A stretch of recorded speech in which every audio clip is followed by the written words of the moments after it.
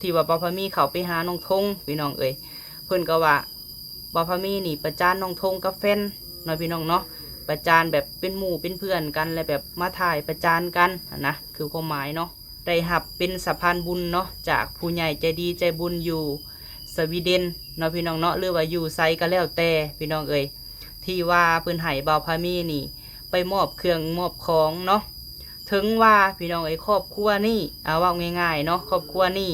เพิ่นสีซัวสีขี้ข้านสีบ่เฮ็ดเวียกเฮ็ดงานก็แล้วแต่เนาะเพราะว่าเป็นจุดประสงค์ของผู้ใหญ่พี่น้องเอ๋ยเนาะอยากให้เข้าใจนำกันเพิ่นให้บ่าวพามีไปมอบเขาเนาะบ่าวพามีก็ได้แล่นไปให้เข้าใจผิดเนาะว่าบ่าวพามีนี่ถ่ายประจานถ่ายลงมันบ่แม่นเนาะพี่น้องเป็นคำเว้าที่ว่าบ่แม่นเนาะอยากให้เข้าใจคือเพราะว่าถ่ายมันบ่แม่นการแสดงพี่น้องแล้วก็บ่แม่นคอนเทนต์ไผหลายๆคนยูทูบเบอร์อยากให้พี่น้องสังเกตเบิ่งอย่างเส้นถ่ายคนทุกข์คนยากเนาะพี่น้องก็คือเรื่องจริงบ่แม่นเฮาบ่ได้เป็นนักแสดงเนาะเพราะเฮาสิมาแสดงเอาแหละสิให้พี่ให้น้องนี่มาปล่อยมาด่ามาคอมเมนต์ในทางที่ลบๆเนาะพี่น้องเนาะเพราะว่าบ่าวพามีเข้าไปหาเนาะบ่าวพามีก็บางเทื่อก็ถามก่อนโทรถามก่อนว่ามื้อนี้อยู่เฮือนบ่สิเข้าไปหาเด้อมีแนวมอบหมายให้ประมาณนี้ก็โทรไปพี่น้องเอ้ยบางเทื่อเนาะโทรไปก็เห็นเพิ่นอยู่เฮือนอยู่ซานเพิ่นก็เว้าว่าเฮือนหกกับโบไทยเพิ่นว่าเนาะพี่น้องเนาะเฮือนถ้าเห็นว่าเฮือนหกก็คือมือใหม่จังมาถ่ายมันก็เสียเวลาเนาะพี่น้องที่บ่าวพามีเข้าไปอยากให้พี่ให้น้องนี่เข้าใจและคำว่าหมู่เนาะพี่น้องเนาะรู้จักกันนี่หลายปีพี่น้องเอ้ยตั้งแต่บ่าวพามียังบ่ได้มีหยังแล้วก็แต่เราบ่ทันมีน้องทงคือบ่ดุหมั่นขยันคือบ่าวพามีกับน้องลาตีคือบ่าวคำเก่งเนาะพี่น้องเนาะอันนี้ก็บ่าวพามีกับบ่ฮู้พี่น้องเอ้ยเพราะว่าลูกคนละพ่อละแม่เนาะบ่าวพามีกับบ่แม่นลูกสาวท้องแล้วบัดนี้น้องทงกับบ่แม่นลูกคุณยายบ่แม่นหลานคุณยายแหละก็เลยบ่ฮู้นิสัยใจคอกันพี่น้องขนาดว่าลูกพ่อเดียวแม่เดียวแท้ๆเนาะพี่น้องเนาะยันหัวกันออกนี่ก็ยังแนวคิดจิตใจคนเฮาบ่คือกันบ่าวพามีนับพิษาพิสังพี่น้องเนาะเป็นแบบหมู่ฮู้จักหักแพงกันแล้วบอกสอนเพิ่นแต่ว่าคำว่าประจานนี่พี่น้องมันบ่แม่นเด้อพี่น้องเด้อคำว่าประจานนี่มันใส่คำว่าประจานนี่คือพวกที่ว่าต้มตุนสิ่งของเนาะหรือว่าสั่งเครื่องออนไลน์สั่งนู่นนั่นมีนู่นนั่นนี่มาแล้วเฮาบ่จ่ายคือนั่นเขาเอิ้นว่านักต้มตุนพี่น้องที่ว่าบ่าวพามีเข้าไปบ่มีจุดประสงค์หยังเนาะที่สิเข้าไปถ่ายแบบมั่วสุมแบบเอายอดวิวก็คือมีผู้ใหญ่เราก็มีเมียหักเราแหละพี่น้องอยู่ต่างประเทศหรือว่าสวีเดนเนาะคนเฮาก็มีทั้งคนหักและก็คนสั่งพี่น้องเอ้ยสองคนนี่แบบต้องมาแบบพ่ายกันแล้วก็โบอยากให้ว่าเครียดสั่งกันเนาะพี่น้องเนาะก็คือหักแพงทั้งนี้เลยก็หักแพงทั้งนั้นเนาะ FC นี่อยากแนะนำน้องทงหรือว่าอยากให้เพิ่นเฮ็ดเวียกเฮ็ดงานให้น้องแหล่เพิ่นมีเวียกมีงานอยากแนะนำเพิ่นอันใดก็ให้เพิ่นทักไปหาบุคคลนั่นเองเนาะพี่น้องเนาะเพราะว่าโบแม่นเพิ่นโบทักเด้อพี่น้องเด้ออันนี้ FC เพิ่นไลน์ท่านถามเข้ามาทักไปหาอยู่แต่ว่าเพิ่นโบได้ฝากเงินมาทางนี้ก็เอาเงินเอาหยังไปมอบให้ซื้อคืออย่างเช่นเนาะพี่น้องเนาะเฮือนเปื้อนเนาะเฮือนนี่บ่สะอาดก็ซื้อแนวทูแนวหยังไปให้พอหู้ข่าวว่าทางนั้นบ่มีเน็ตทางนี้ก็ฝากเงินมาแหละผ่านบ่ง่ายเนาะพี่น้องเนาะถ้าว่าคนที่ว่ามีพ่อมีแม่พ่อแม่เพียงพี่น้องเอ้ยถ้าว่าพ่อแม่บ่พาลูกเฮ็ดบ่พาลูกหาเนาะพี่น้องเนาะพาลูกขี้ข้านยกตัวอย่างกับพาลูกบ่เฮ็ดบ่หากะลูกได้แนวไผเนาะพี่น้องเนาะคันบ่ได้แนวพ่อกับแม่อยากให้พี่ให้น้องนี่เข้าใจเด้อพี่น้องเด้อไผก็คอมเมนต์ถ้าว่าหักแพงบ่าวพามีสมมุติว่าบ่าวพามีเนี่ยไปถ่ายน้องทงกะบ่อยากให้เมารวมเนาะพี่น้องเนาะสิว่าแนวใดก็ว่าพิจารณากันไปพี่น้องเอ้ยมีแต่ว่าให้กำลังใจทั้งนั้นแล้วก็ทั้งนี้เนาะพี่น้องเนาะให้ถ้าว่าหักแพงกันก็ขอให้เบิ่งคลิปให้แล้วก็บ่อยากให้คอมเมนต์ในทางที่มันลบและแม่หักพอหักน้องทงเนาะหรือว่ากลุ่มแม่หลายๆท่านที่ว่าเพิ่นบ่มักในโตบ่าวพามีเนาะพี่น้องเนาะก็อยากให้เข้าใจ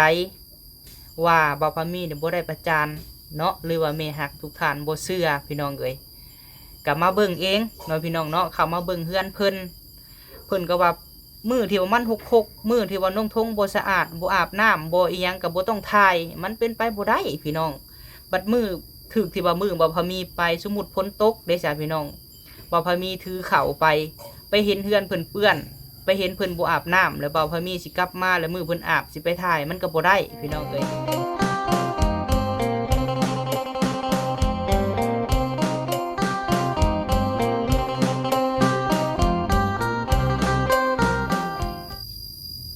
สบายดีสบายดีพี่น้องสุขุสุขคนเด้อพี่น้องเนาะสุหมองสุบอนพบพ่อกับบ่าวพามีช่วงค่ำๆเด้อพี่น้องเอ้ยเนาะพบพ่อบ่าวพามีมื้อนี้กะหลักเปิดคลิปอยู่หลังเฮือนเนาะพี่น้องเนาะมื้อนี้พอดีเห็นแม่เฒ่าเพิ่นพันไม้พี่น้องเอ้ยเนาะบ่าวพามีก็สิไปกองไม้ให้พ่อแม่พี่น้องป้าลุงเนาะที่ว่าติดตามเลยก็หักแพงบ่าวพามีได้เบิ่งพี่น้องเอ้ยน้องสาวกับไปหาสอนเนาะไปหาสอนลูกฮวกเนาะพี่น้องเนาะหรือว่าสอนลูกออดนั่นแหละพี่น้องคาซิแมนเนาะฝั่งไทยเป็นเอิญทางแฟนน้องลาตีเนาะหรือว่าฝั่งลาวเขาเอิญกับผัวเพิ่นกับไปเฮ็ดเวียกเฮ็ดงานพี่น้องเอ้ยถ้าว่าเมื่อคืนนี้เพิ่นกับไปก้านได้กบตัวหนึ่งพี่น้องเอ้ยแล้วก็ได้หอยได้เขียดเนาะพอได้มาปิ้งปนพี่น้องเอ้ยกะในอยู่แนวกินช่วงนี้กับบ่พามีบ่ได้ซื้อพี่น้องเอ้ยเพราะว่าบางเถื่อน้องกับไปก้านบางเถื่อกับไปหาเองกินหน่อไม้กินปลากินยังไปพี่น้องเอ้ยเนาะก็อยู่แบบบ้านๆเฮาแหละพี่น้องเนาะใส่ชีวิตปกติคือเก่าเฮาพี่น้องเอ้ยบ่าวพามีบ่ได้ไปถ่ายคลิปอยู่ทางอื่นเด้อพี่น้องเอ้ยช่วงนี้ก็เฮ็ดคลิปอยู่เฮือนอยู่ซ่านเนาะเฮ็ดอยู่เฮ็ดกินพี่น้องเอ้ยถ้าว่าหักแพงบ่าวพามีกะ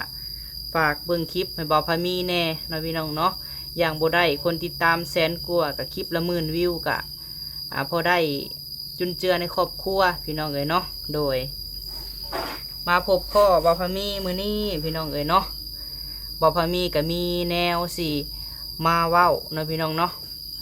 มีแนวสี่มาเว้าแล้วก็มาเล่าให้พี่ให้น้องเลยว่าให้ FC เนาะพี่น้องเนาะที่ว่าติดตามบ่าวพามีนี่เข้าใจนำกันเด้อพี่น้องเพิ่นก็ถามมาหลายคอมเมนต์เนาะถามมาหลายคอมเมนต์แล้วก็คอมเมนต์ถามบ่าวพามีเนาะพี่น้องเนาะเลยเฮาบ่มีเวลาตอบพี่น้องเอ้ยก็เลยว่าตอบเป็นคลิปให้ FC นี่ถ้าว่าไผติดตามบ่าวพามีเนาะพี่น้องเนาะถ้าว่าหักแพงบ่าวพามีนี่คือสิติดตามตั้งแต่บ่าวเตียงทองเนาะหรือว่าสาวบุญบ้านนาสายบุญเข้ามาถ่ายบ่าวพามีแหละสิฮู้พี่น้องเนาะว่าที่ไปที่มาบ่าวพามีนี่เป็นจังไดมาจังไดจังมาฮอดมื้อนี้และจึงมีจุดนี้เนาะพี่น้องเนาะจุดเริ่มต้นหั่นนะอยากให้พี่น้องเบิ่งคลิปถ้าว่าไผหักแพงบ่าวพามีก็คือสิฮู้ว่าบ่าวพามีเป็นแนวใดเนาะพี่น้องเนาะบ่าวพามีนี่ไปถ่ายคลิปบ่าวทงเนาะพี่น้องเนาะหรือว่าบ่าวพามีเขาไปถ่ายคลิปน้องทงเนาะก็มี FC ที่ว่าเพิ่นดราม่าเนาะพี่น้องเนาะ FC ดราม่าหรือว่า FC ที่ว่าบ่มักบ่าวพามีเนาะพี่น้องเนาะแล้วก็มี FC มักแน่แล้วก็บ่มักแน่กะจังไดก็ขอบคุณหลายๆเด้อพี่น้องเนาะยังเก่งกะท่านก็ยังมาให้กำลังใจบ่าวพามียังเบิ่งคลิปให้เนาะแต่บ่ฮู้ว่าเพิ่นเบิ่งคลิปจบเนาะพี่น้องเนาะหรือว่าเบิ่งคลิปบ่จบแล้วเพิ่นจึงคอมเมนต์นะถ้าว่าเห็นบ่าวพามีลงคลิปพี่น้องเนาะก็อยากให้เบิ่งสุดคลิปก่อนหรือว่าเบิ่งไป2-3 นาที 4-5 นาทีเลยจังคอมเมนต์เนาะพี่น้องเนาะเพิ่นเห็นบ่าวพามีเข้าไปหาน้องทงพี่น้องเอ้ยกะเพิ่นก็คอมเมนต์ว่าบ่าวพามีนี่บ่มีบ่อนไปบ่เนาะคือว่ามอบแนวอยู่แนวกินมอบอีหยังต่างๆข้าวน้ำพี่น้องก็คือสิเห็นเนาะพี่น้องเนาะคอมเมนต์ที่ว่าหลายๆคอมเมนต์นั่นแหละพี่น้องแต่บ่ฮู้ว่า FC น้องทงบ่หรือว่า FC บ่าวพามีเนาะพี่น้องเนาะเพิ่นคอมเมนต์เพิ่นก็ว่าคือมือก่อนหันเนาะบ่าวพามีก็เห็นหลายคอมเมนต์ที่ว่าเพิ่นที่ว่าบ่าวพามีเข้าไปหาน้องทงพี่น้องเอ้ยเพิ่นก็ว่าบ่าวพามีนี่ประจานน้องทงกับแฟนเนาะพี่น้องเนาะประจานแบบเป็นหมู่เป็นเพื่อนกันและแบบมาถ่ายประจานกันนะคือความหมายเนาะแต่ว่าพี่น้องเอ้ยคือบ่าวพามีเข้าไปบ่มีจุดประสงค์หยังใดๆทั้งสิ้นเด้อพี่น้องเด้อนอกจากให้พี่ให้น้องนี่เข้าใจนำกันพี่น้องเอ้ยเพราะว่าบ่าวพามีได้หับเป็นสะพานบุญเนาะจากผู้ใหญ่ใจดีใจบุญอยู่สวีเดนเนาะพี่น้องเนาะหรือว่าอยู่ไซก็แล้วแต่พี่น้องเอ้ยที่ว่าเพิ่นให้บ่าวพามีนี่ มอบเครื่องมอบของเนาะถึงว่าพี่น้องครอบครัวนี่ว่าง่ายๆเนาะครอบครัวนี่เพิ่นสีซัวสีขี้ข้านสีบ่เฮ็ดเวียกเฮ็ดงานก็แล้วแต่เนาะเพราะว่าเป็นจุดประสงค์ของผู้ใหญ่พี่น้องเนาะอยากให้เข้าใจนำกันเพิ่นให้บ่าวพะมีไปมอบเขาเนาะบ่าวพะมีก็ได้แล่นไปกะบ่าวพะมีก็ได้เข้าไปถ้าว่าเพิ่นให้มอบแนวอยู่แนวกินเครื่องใช้ของซอยเงิน100,000 200,000เท่าไรบ่าวพะมีก็เข้าไปพี่น้องเพราะว่ามันเป็นหน้าที่ของผู้ที่ว่าเป็นสะพานบุญให้ผู้ใหญ่พี่น้องเนาะและสิให้บ่าวพะมีนี่จกเงินในถุงเนาะเสียสละซื้อข้าวซื้อน้ำเอาเงิน400-500 บาทให้กะบ่าวพะมีกับบ่มีคือกันพี่น้องมีกับมันบ่หลายเนาะก็พอได้จุนเจือครอบครัวเลยกะคำว่าหมู่เพื่อนพี่น้องเนาะคำว่าหมู่นี่หักแพงกันและอยากให้พี่ให้น้องนี่บ่ให้เข้าใจผิดเนาะว่าบ่าวพะมีนี่ถ่ายประจานถ่ายลงมันบ่แม่นเนาะพี่น้องเป็นคำเว้าที่ว่าบ่แม่นเนาะอยากให้เข้าใจคือเพราะว่าถ่ายมันบ่แม่นการแสดงพี่น้องและก็บ่แม่นคอนเทนต์เนาะไผหลายๆคนยูทูบเบอร์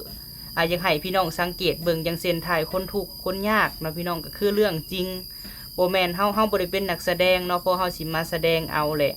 สิให้พี่ให้น้องนี่มาปล่อยมาด่ามาคอมเมนต์ในทางที่ลบๆเนาะพี่น้องเนาะเพราะว่าบ่าวพะมีเข้าไปหาเนาะบ่าวพะมีก็มึงเถื่อก็ถามก่อนโทรถามก่อนว่ามื้อนี้อยู่เฮือนบ่สิเข้าไปหาเด้อมีแนวมอบหมายให้ประมาณนี้ก็โทรไปพี่น้องบางเทื่อเนาะโทรไปก็เห็นเพิ่นอยู่เฮือนอยู่ซานเพิ่นก็เว้าว่าเฮือนหกกับบ่ทายเพิ่นว่าเนาะพี่น้องเนาะเฮือนถ้าเห็นว่าเฮือนหกก็คือมือใหม่จังมาทายมันก็เสียเวลาเนาะพี่น้องที่บ่าวพะมีเข้าไปจะให้พี่ให้น้องนี่เข้าใจและคำว่าหมู่เนาะพี่น้องเนาะรู้จักกันนี่หลายปีพี่น้องตั้งแต่บ่าวพะมียังบ่ได้มีหยังแล้วก็แต่เราบ่ทันมีหยังเนาะพี่น้องเนาะหักแพงกันคือลาตีกับแหล่นี่สนิทกันแฮงพี่น้องพอพะมีกับทงนี่กะทำว่าสนิทบอกก็สนิทแห้งแต่ว่าบ่เคยไปนั่นไปนี่นำกันแบบไปตลาดอีหยังบ่นะแต่ส่วนหลายตะกี้ก็ไปตัดไม้ตัดฟืนนำกันเนาะพี่น้องเนาะแต่ก็หักแพงกันนับถือส่วนหลายบ่าวพะมีนี่โตใหญ่เลยสิเอิ้นเพิ่นน้องเนาะพี่น้องเนาะก็สิลื่นดำเดือนหรือว่าดำ2-3 เดือนนี่แหละพี่น้องลื่นกันก็ได้เพราะว่า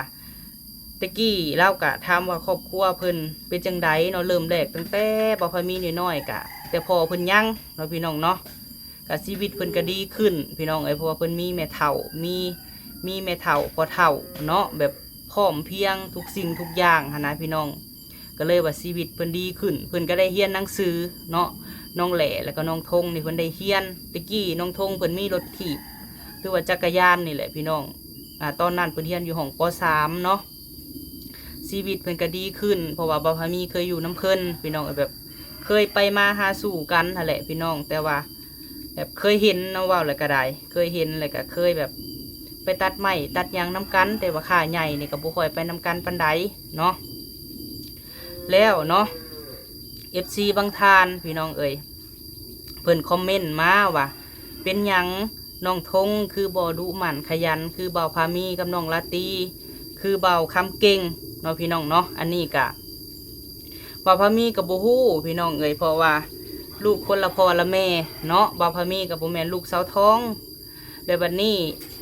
น้องธงกับบ่แม่นลูกคุณยายบ่แม่นหลานคุณยายแหละก็เลยบ่ฮู้นิสัยใจคอกันพี่น้องขนาดว่าลูกพ่อเดียวแม่เดียวแท้ๆเนาะพี่น้องเนาะยันหัวกันออกนี่ก็ยังแนวคิดจิตใจคนเฮาบ่คือกันบ่าวพามีนับวิชาพี่สังพี่น้องเนาะเป็นแบบหมู่รู้จักหักแพงกันแล้วบอกสอนเพิ่นแต่ว่าคำว่าประจานนี่พี่น้องมันบ่แม่นเด้อพี่น้องเด้อคำว่าประจานนี่มันใส่คำว่าประจานนี่คือพวกที่ว่าต้มตุนสิ่งของเนาะหรือว่าสั่งเครื่องออนไลน์สั่งนู่นนั่นนี่มาแล้วเฮาบ่จ่ายคือนั่นเขาเอิ้นว่านักต้มตุนพี่น้องที่ว่าบ่าวพามีเข้าไปบ่มีจุดประสงค์หยังเนาะที่สิเข้าไปถ่ายแบบมั่วสุมแบบเอายอดวิวก็คือมีผู้ใหญ่เราก็มีเมียหักเราแหละพี่น้องอยู่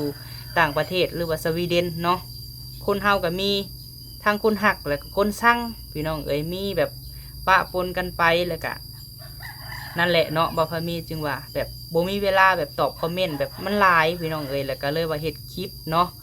จะให้แม่ๆ FC เอื้อยอ้ายหรือว่า FC น้องทงผู้ที่ว่าฮักแพงเพิ่นเนาะพี่น้องเนาะ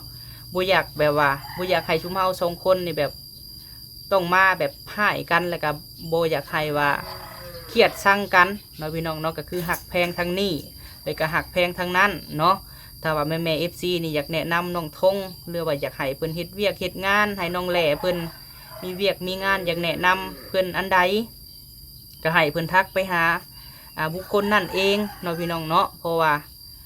บ่แม่นว่าเพิ่นบ่ทักเด้อพี่น้องเด้ออันนี้ FC เพิ่นหลายท่านถามเข้ามาทักไปหาอยู่แต่ว่าเพิ่นบ่ได้ตอบพี่น้องเอ้ยในข้อความหรือว่าใน LINE เพิ่นบ่ค่อยเบิ่งแล้วก็คือฝากเงินมาทางนี้ก็เอาเงินเอาหยังไปมอบให้ซื้อคืออย่างเช่นเนาะพี่น้องเนาะเฮือนเปื้อนเนาะเฮือนนี่บ่สะอาดก็ซื้อแนวถูแนวหยังไปให้พอฮู้ข่าวว่าทางนั้นบ่มีเน็ตทางนี้ก็ฝากเงินมาและผ่านบ่าวพามีไปให้เนาะพี่น้องเนาะบ่แม่นว่าบ่าวพามีนี่บ่ฮักบ่แพงเนาะพี่น้องเนาะหน้าคลิปหลังคลิปบ่เชื่อก็ทักถามน้องทงเบิ่งเนาะพี่น้องเนาะเงินคำหรือว่าอีหยังน้ำมันรถบ่เติมเน็ตบ่เนาะพี่น้องเนาะหรือว่าซื้อในอยู่แนวกินอันนี้น่ะคิดเห็นเนาะพี่น้องเนาะที่จริงกะบางท่านเพิ่นว่าบ่าวพามีนี่มีเงินบ่จังว่าหาแบบสนับสนุนคนขี้ข้านเนาะพี่น้องแนวคิดคนเฮามันบ่คือกันพี่น้องเอ้ยเนาะถ้าว่าเฮาซอยแล้วเฮาก็เบิ่งพี่น้องว่าสิ่งที่เฮาซอยไปแหละเขาสิปรับปรุงตัวเองบ่หรือว่าแห้งนักหนาเขาดับมือเฮาก็ถอยพี่น้องเอ้ยแต่ว่าข่าผู้สาวเพิ่นมานี้เนาะเพิ่นก็ฮู้จักเฮ็ดฮู้จักหาเพราะว่าเพิ่นมีบนพึ่งบนอิงบนอาศัยพี่น้องเอ้ย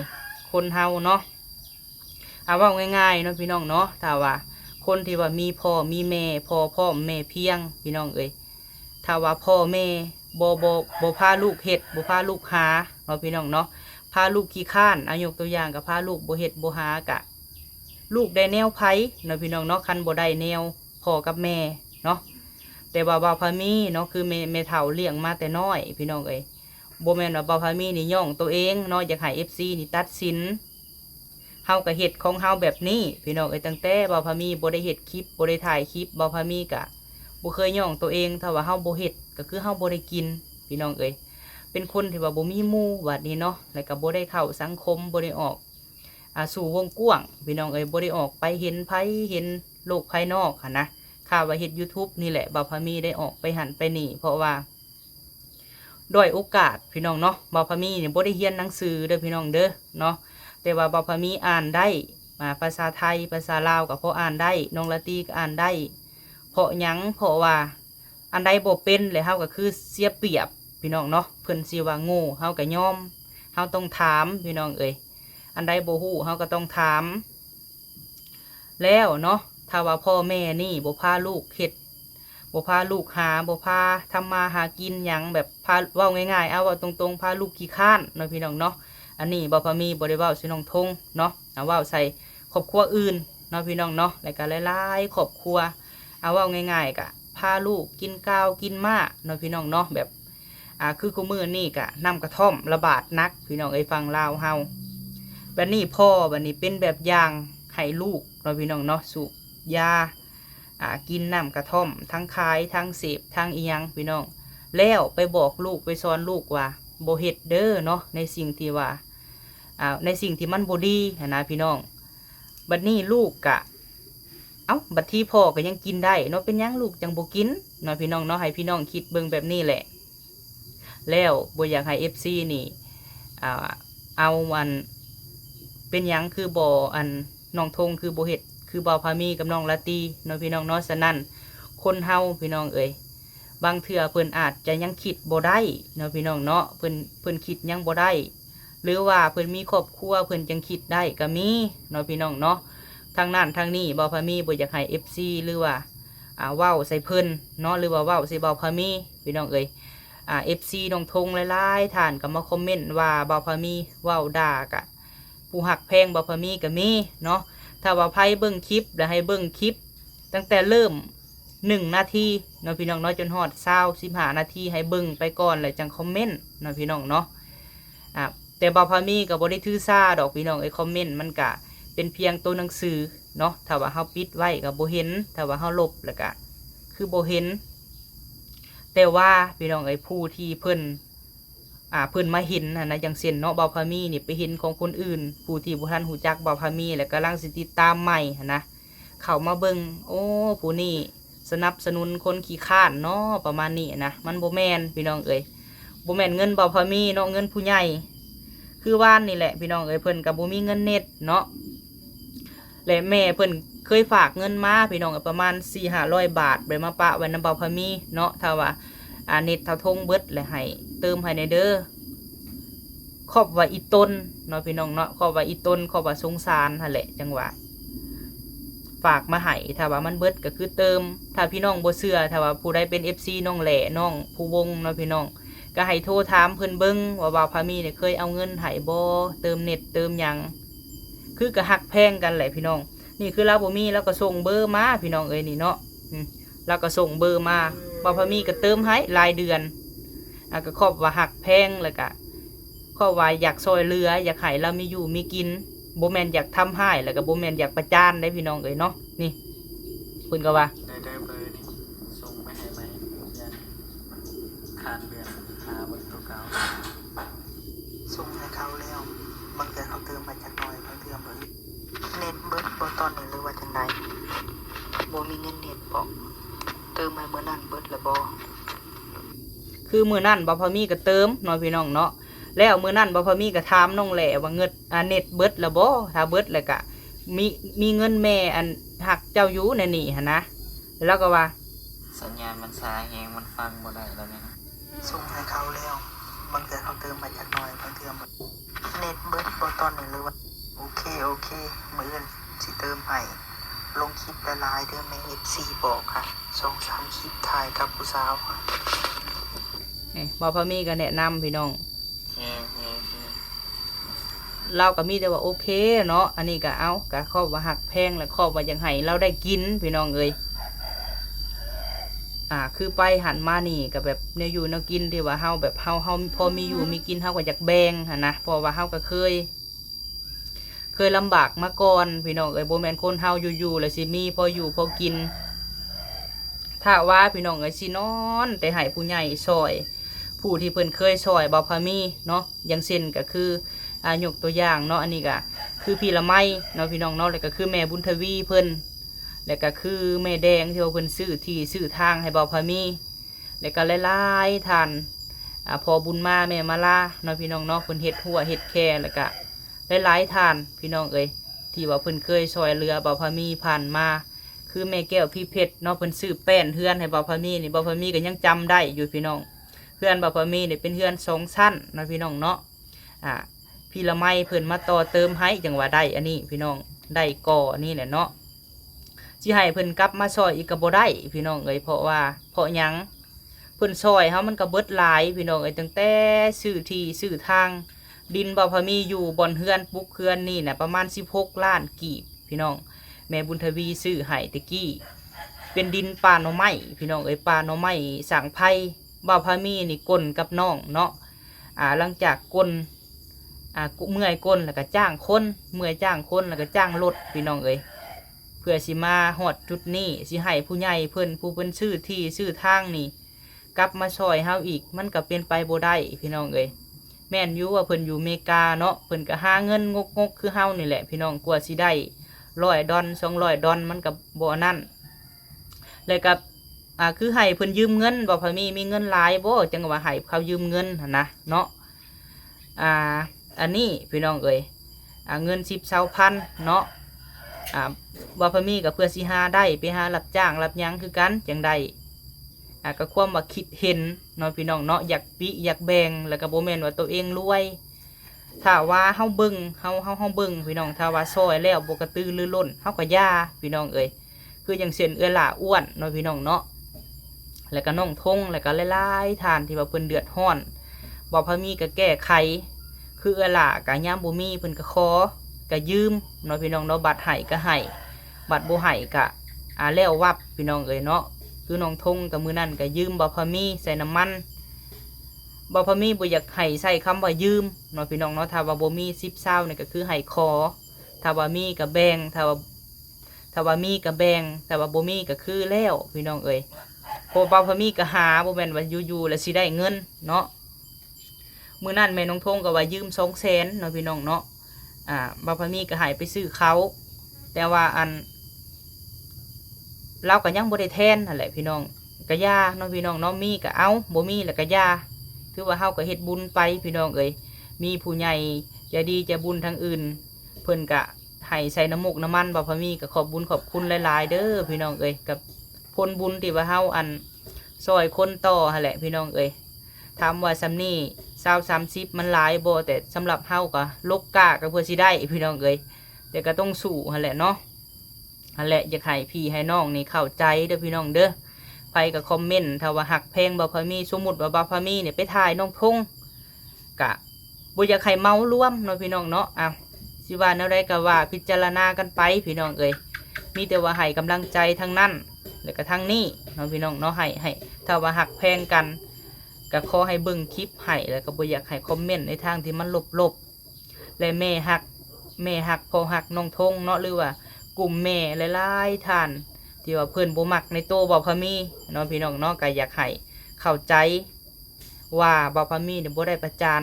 เนาะหรือว่าแม่หักทุกท่านบ่เชื่อพี่น้องเอ้ยกลับมาเบิ่งเองเนาะพี่น้องเนาะเข้ามาเบิ่งเฮือนเพิ่นก็ว่ามือที่ว่ามันมือที่ว่าน้องทงบ่สะอาดบ่อาบน้ำบ่อีหยังก็บ่ต้องถ่ายมันเป็นไปบ่ได้พี่น้องบัดมือถึกที่ว่ามือบ่าวพามีไปสมมุติฝนตกได้จ้ะพี่น้องบ่าวพามีถือเข่าไปเห็นเฮือนเพิ่นเปื้อนไปเห็นเพิ่นบ่อาบน้ำแล้วบ่าวพามีสิกลับมาแล้วมือเพิ่นอาบสิไปถ่ายมันก็บ่ได้พี่น้องเอ้ยเพิ่นก็ใหญ่แล้วสีซูซีกับบ่าวพามีเนาะพี่น้องเนาะอันนี้บ่าวพามีหักแพงเบิดนับตั้งแต่เสาทองนางแหล่นางลินเสาทงเนาะอันนี้ก็ไปหาถามเวียกให้เพิ่นพี่น้องเอ้ยถามเวียกบ่ล่างกระตุกแล้วก็ว่าเราบ่อยากไปแล้วก็ว่าเนาะเราสิให้ผู้สาวกับนางแหล่ไปก็แล้วแต่พี่น้องเอ้ยเพราะว่าบ่าวพามีกับอีตนคือบ่าวพามีกับหักแพงคือหมู่คือเพื่อนคือแบบคนร่วมสุขความทุกข์น้ำกันนั่นแหละพี่น้องเอ้ยปะประมาณนี้แหละพี่น้องเอ้ยบ่พอมีสิไปอันนั้นก่อนเนาะแล้วก็ยาวเลยเพราะว่าเฮ็ดถ้าบ่เฮ็ดคลิปแบบนี้เพิ่นก็บ่เข้าใจพี่น้องเอ้ยเนาะ FC ก็ได้มาเว้าใส่บ่พอมีว่าบ่พอมีนี่บ่ฮักบ่แพงและเฮ็ดไปทั่วทีเพิ่นว่าหาประจอกประจานหมู่พี่น้องเอ้ยมันบ่แม่นเนาะประจานจังได๋บ่แม่นติดหนี้กันเว้าขนาดเขาติดหนี้บ่พอมีก็ยังบ่ได้เคยประจานหมู่จักเทื่อแล้วแต่เนาะถ้าไผเป็นหนี้แล้วก็ใช้พี่น้องเอ้ยถ้าบ่ใช้ก็ยืมได้ครั้งเดียวเด้อพี่น้องเอ้ยเนาะถ้ายืมก็คือยืมขอก็คือขอหั่นแหละเพราะว่าบ่าวพามีก็เฮ็ดงานอยู่พี่มือจนด้านพี่น้องเบิ่งมือนี่จนโพงเวิดเห็นบ่ไปหารับจ้างโลกก้าพี่น้องเอ้ยปะจังใดบ่าวพามีไปอันกองไม้ก่อนพี่น้องเอ้ยบัดนี้ยายพี่น้องเอ้ยจะเหยียดแข้งเหยียดขาเพิ่นก็ได้เฮ็ดแต่ฝ่ายหูกแต่ฝ่ายอยู่ในพี่น้องเอ้ยโอ้สบายดีเด้อแม่ สบายดี โดยอันนี้พื้นน้องสาวพี่น้องเอ้ยกับสามีเพิ่นไปตัดมาเปลี่ยนหน้าที่กันเนาะแม่เนาะอ๋อโห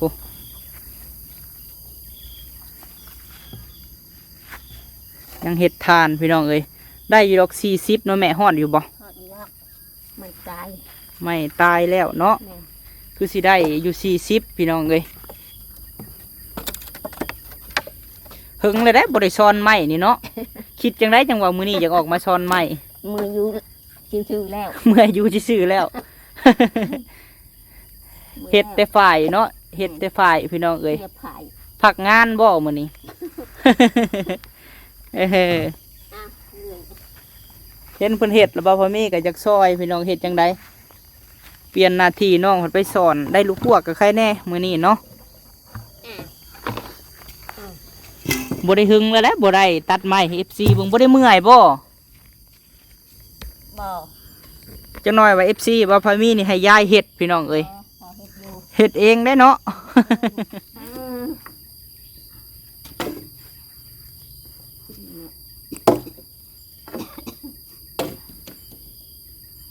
จับดีก่อนจับก่อน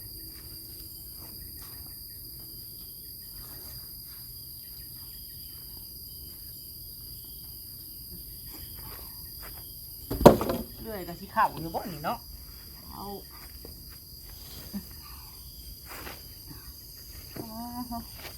ลองกับคนละสีได้เป็นให้งาม มันจบเนาะ นั่งน้ำแล้วแบบ มันหนักว่า เข่าอยู่เนาะ ใส่แถวเลย คล้ายๆให้นะ กระบงเลยบง ตะกี้ไม่เท่ามิแต่ไม่เท่าพี่น้องเลยบั่นนะเพราะว่าบ่าวพอมีกับน้องเราไปตัดไม้อยู่ป่าเดิจักปีเรื่อยๆนี่แม่ ไอ้เจ้าหน่อยพุ่นแกอายุ8 ปี อ่า แบบนี้ เท่าคือคนเรื่อยๆกันได เขาจะเท่าเลยเท่าปลายเลยเรื่อยก็จะเท่าไปนั่นจะกองพี่น้องเลยตัดสั่นบ่ แน่นี่มันต้อง ปลาก้นกันบ่ได้เด่น ยังมาเป็นอย่างเอาเทียมชักจ้ะไม่ใช่เทียมมือเลยใช้เทียมมือ ได้แล้วได้บ่ ไม่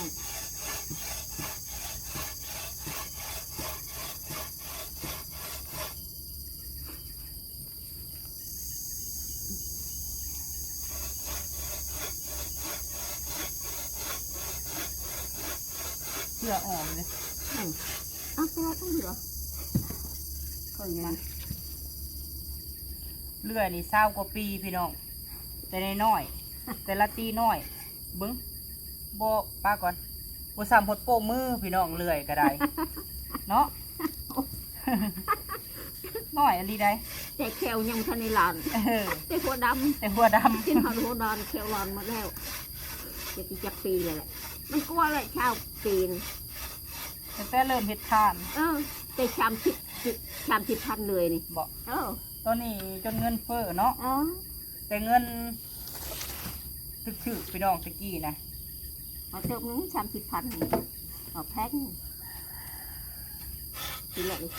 15แต่ว่าแพง แม่นเลยพักน้อยๆก็เข่าแต่ได้พี่น้องเลย เขา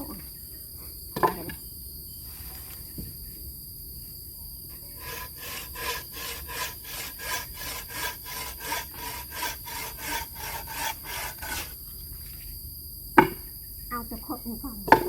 เมื่อเขาจะตัดเครือน้ำเจ้านี่โอ้โหมา เผื่อไว้เผื่อหนู ตะกี้หาได้มือหนึ่ง5-6 ล้อพี่น้องเลยแต่ไม่เท่ายังไปได้เนาะและคนเฮามันก็บ่คือเก่าพี่น้องเลยสังขารคนเนาะ เดี๋ยวหักใส่ชิดเดี๋ยว ตอนไรและตอนนี้ค่ะ เอา70 ตาย80นี่แหละโมงนี่โมง75 76นี่แหละ แม่นบ่ อืม หอดก็ว่าหอด80หรือบ่จัก คุยยันบ้าง เนาะ แม่ หอดหรือบ่จัก80พี่น้องเลย ก็กงโกยอยู่ ถ้าใครจะบอกว่า18 19เนาะ ใครได้บอกว่าอายุ18 17 ปี 12เนาะ เออ แล้วก็ยังว่าละ70ไปอยู่พี่น้องเลยคันเว้าว่า คิดนั่นแหละ 80มันติดไม้ยันเขาจับพี่น้องเลย ยังเป็นใหม่ ไปอันตัดไม้ของเพิ่น นี่ ที่ว่าคือละตีไปน่ะแบบเจ้าของเพิ่นแบบคือไข่คืออยู่เมกาอยู่หยังแต่ว่ามีคนเฝ้าให้พี่น้องแล้วก็ คอน้ำพ่น ขอน้ำเพิ่นหั่นนะ คนว่าตัดให้แป้นเหรอ ให้สิไปตัดเป็นโคโลโลเลๆเนาะ จะใส่เงินให้กาตั บ่ ด กล้าตัด บ่ฮู้เจ้าของแล้วบ่กล้าตัด เจ้านายเหือนเลยตัด แต่ว่าทางนะทางอยู่พี่น้องเลย ทำแป้น แม่น ทางกับบนปลาละเมาะนี่แหละ เป็นหลักตัดนี่บ่กล้าเลยพี่น้องเลย คนใหม่เลยเงินเสียง บ่พอมีน่ะเฮ็ดดังเองแน่เฮ็ดขายน้ำ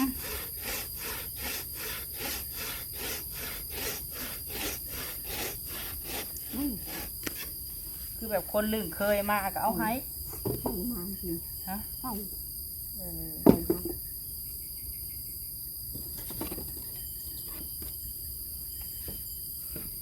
หน่อยก็เอา หน่อยนี่เป็นขายเงิน เข้าเนาะเหนื่อยก็ได้ ของเคยเที่ยวทำเงินพนให้เจ้าอยู่พนทีพน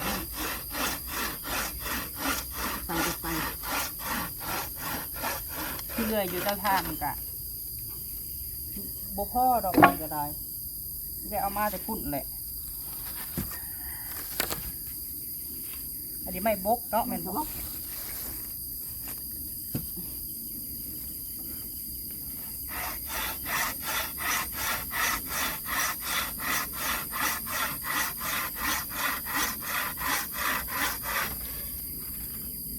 จักสติงได้พี่น้องเอ้ยบ่อยากเลื่อยเครื่อง เลื่อยมือเลยออกกำลังกายไปพร้อม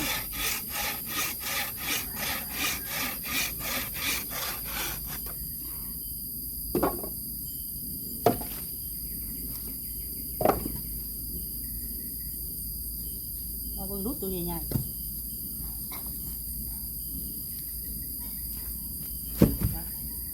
ตัดจากบ้านนี่แม่นี่บอก3เนาะ แม่ 3บ้าน ช่องปาก ลงปาก3บ้าน สามใบ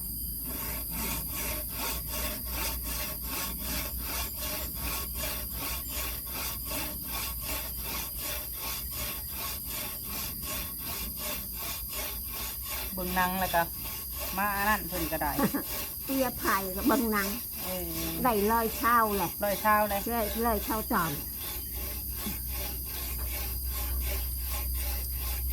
โคตรลีเนาะ แล้วที่อาทิตย์นี่เป็นเดือนเลย ใครก็อยู่ล่า แม่ อยู่ล่ากับเมื่อยพี่น้องเลย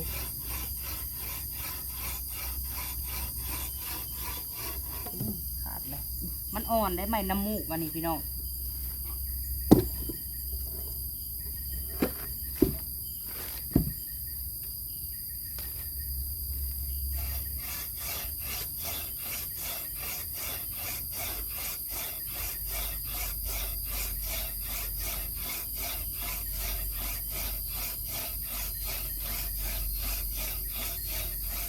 พาคุณยายออกคลิปให้พี่น้องเบิ่ง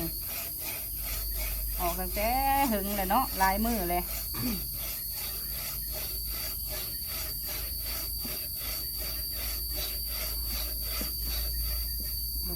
น้ำยังหยุกมั้ง น้ำบ่ เออ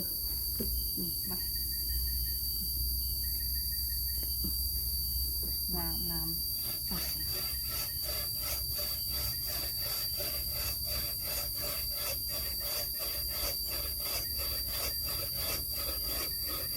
แล้วมื้อนี้กับมื้อหน้าพี่น้องเลยที่แล้วอยู่ดอกมื้อนี้ค่ะเฮ็ดไปเขาจะเฮ็ดเวียกเดียวเลยกับบ่ได้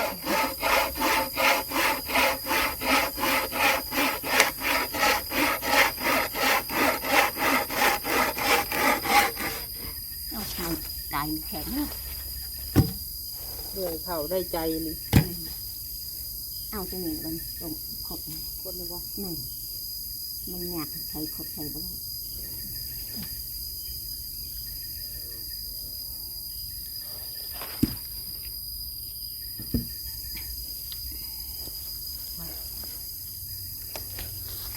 ได้นี่แม่ เอาแบบนี้แหละ อันนี้บ่ แม่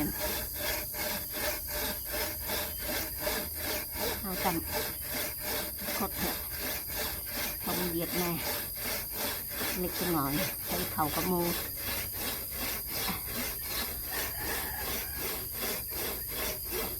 เลือดนี่เส้นลูกเส้นลานอันนี้อันนี้เนาะ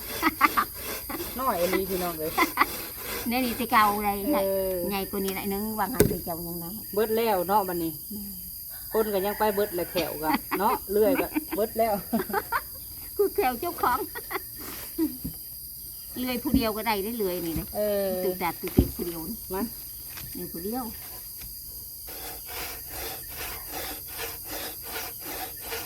ทำมาก็นานแล้วเลยเนาะผู้เดียวก็ได้ แมนทางมาเลื่อยถ้าลูกหลานมาจะหาหัวหาพื้นผู้ชายชื่อๆก็มันเย็ดคือเก่ามันบกขาดนะเก็บไปแล้วเองมันคือกุมมือดีกว่าอยู่ชื่อ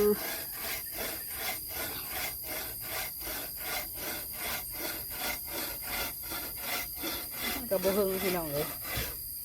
ซื้อได้ไหมบัดนี้ ๆเย็ด เอาให้พดก็ซื้อได้ มีแต่เฮาอยู่พี่เลยอันดังทานนะอย่าแล้วเนาะดังทานเฮาก็ยังจนหมู่บ่มีทานจักสอบคนนะเฮาก็ยังดังแก๊สคือหมู่คือกันเนาะมันก็ประหยัดรายจ่ายไปพี่น้องเลยอันใดก็มีแต่แก๊สก็โหเฮาพอเฮ็ดได้อยู่เฮาอยู่นอกหมู่สิก็เฮ็ดได้ทานเฮาว่าอยู่ในเมืองก็บ่ได้ สร้างบ้านได้เลยคนหนึ่ง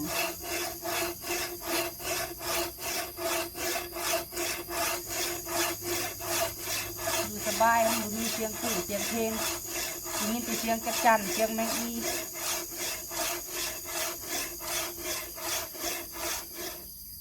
ยุ่งบ่ ท่านจับ มีแต่ยุ่งเลยส่วนหลายก็ได้ ยกคิวๆท่านอันเนี้ยดินเนี่ย มันหนลืมพี่น้องเลยไปป่าก็เลยว่ายุ่งกัดยุ่งกินนะลืมซะ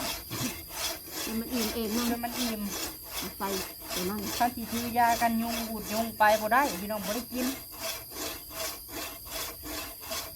ไปหาเฮ็ดนี่ถือกันยุงไปก็บ่ได้นะเคยเด้อท่านผู้บ่เคยเนี่ยย่านยุงก็ได้เอาไปชิ้นเลย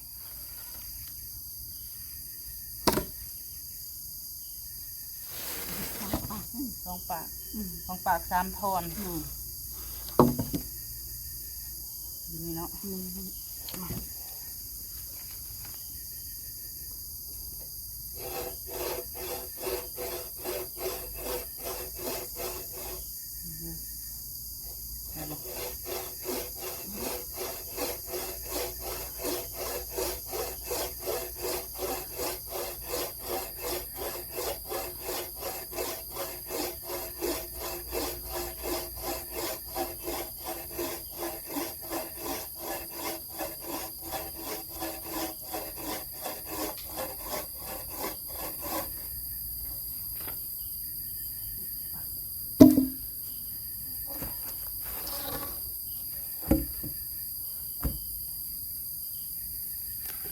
ใช่ยาวนี่จุกนานไปเถอะ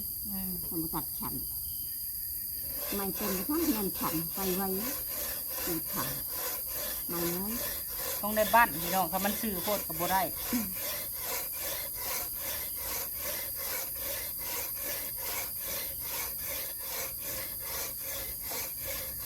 จะเข้าซื้อไปซื้อถ้าคมแห้งมันก็หนีบ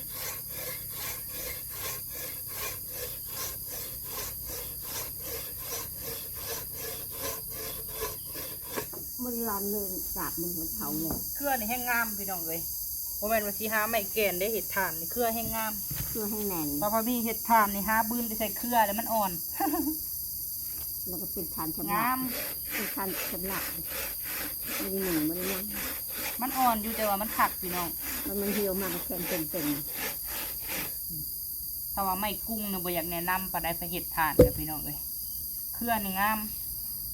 ไม่มักคอมไม่หยังงามไม่เค็งแห้งงามพี่น้อง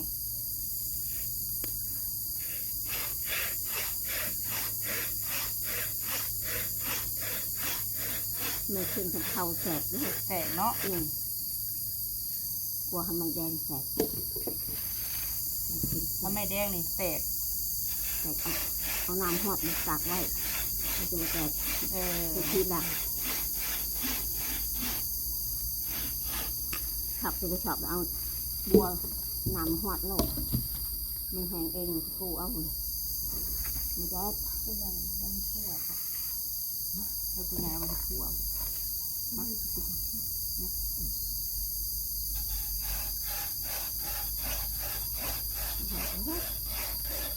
บริชัยเบื้องนั้นตัดเอาใหม่เนาะ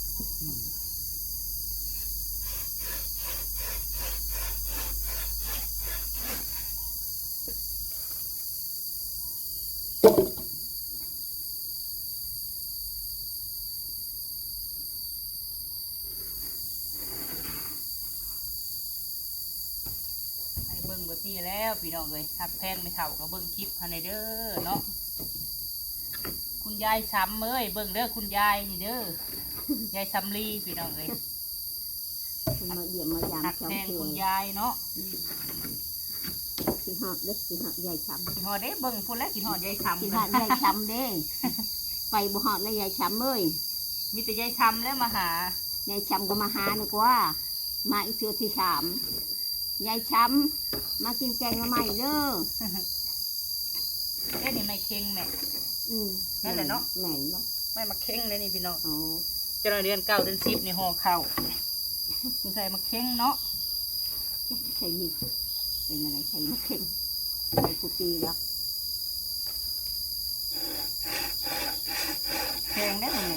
คือกัน คอยจับจุดแถวเหลือเดียวถอดเอามันลงเองมั้งลงคงนะคะ มันจะเห็ดเคียงพี่น้องคักก็ไม่ขาม นี่ค่ะ บ่คันว่าไม่เค็งเนี่ยจะเห็ดเคียง เก็บผัก แห้งคักเนาะก็ไม่มาขามน้ำ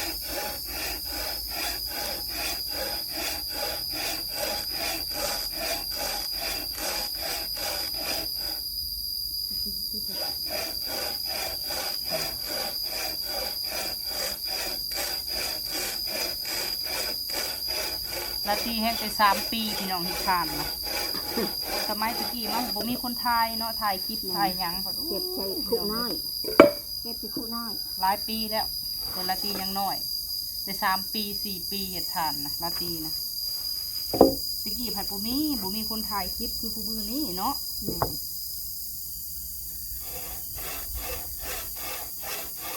เห็ดแต่น้อยแล้วก็เคยพี่น้องเลย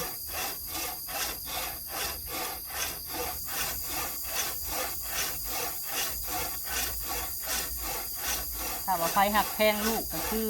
ช้อนในเห็ดเวียกแต่น้อยพี่น้องโบอยากช้อนให้ลิ้นโทรศัพท์ลายเนาะคือคูมือนี่กระทันสมัยกับบ่อยากให้ลูกเบิ่งโทรศัพท์เกินหั่นนะยันติดโทรศัพท์แล้วมันยาก เกี่ยวคน แม่น ปะให้เข้าห้องน้ำข้างหลังจงจอยไป อันนี้ก็ตัดบ่ ตัด บ่จักคนเกมติคูมือนี่ก็บ่ได้ค่อยลิ้นได้พี่น้องเลยปกตินี่ไผนี่ซ้ำเบาพามีนี่ยังลิ้นเกมอยู่ได้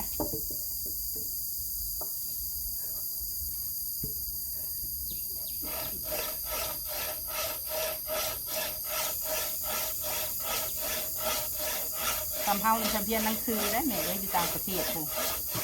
ทำเบาพามียังเฮียนพี่น้อง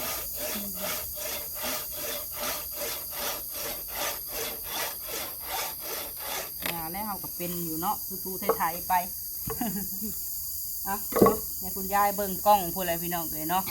คลิปนี้ปุ้งก่อนเลื่อนนะแม่คลิปนี้เนาะบ่าวพามีกะมาเฮ็ดเวียกเฮ็ดงานคือเก่าเนาะพี่น้องเนาะปุ้งก็ได้แม่ปุ้งไว้นี่ก็ได้ถ่ายคลิปจังใดก็ฝากให้กำลังใจคุณยายนี่เด้อ พี่น้องเอ้ยอยากให้กำลังใจบ่าวพามีเนาะพี่น้องเนาะกับคุณยายขอบคุณพี่น้องเนาะสุหมองสุบอนเด้อเนาะที่ว่าให้กำลังใจคุณยายและกับบ่าวพามีครอบครัวบ่าวพามีหักแพงมาตลอดพี่น้องเอ้ยเนาะที่ลืมบ่ได้ก็คือพี่ละไมเนาะแล้วก็แม่บุญทวีให้แม่เพิ่นก็นั่งเบิ่งอยู่ได้ตอนนี้เนาะ แหลกแหกมัน แล้วก็เบิ่งภายในแม่แก้วพี่เพชรดีกุลเนาะพี่น้องเนาะเพิ่นอยู่ต่างประเทศพุ่นแหละ พอบุญมา ขอบุญมาแม่มาลาแน่เนาะแล้วก็ พอพดุงแม่สุภาพ โดยก็ฝากไว้ทางพ่อโฮมแม่ดาเนี่ยเด้อเนาะผู้มาให้ลูกเป็นกำลังใจ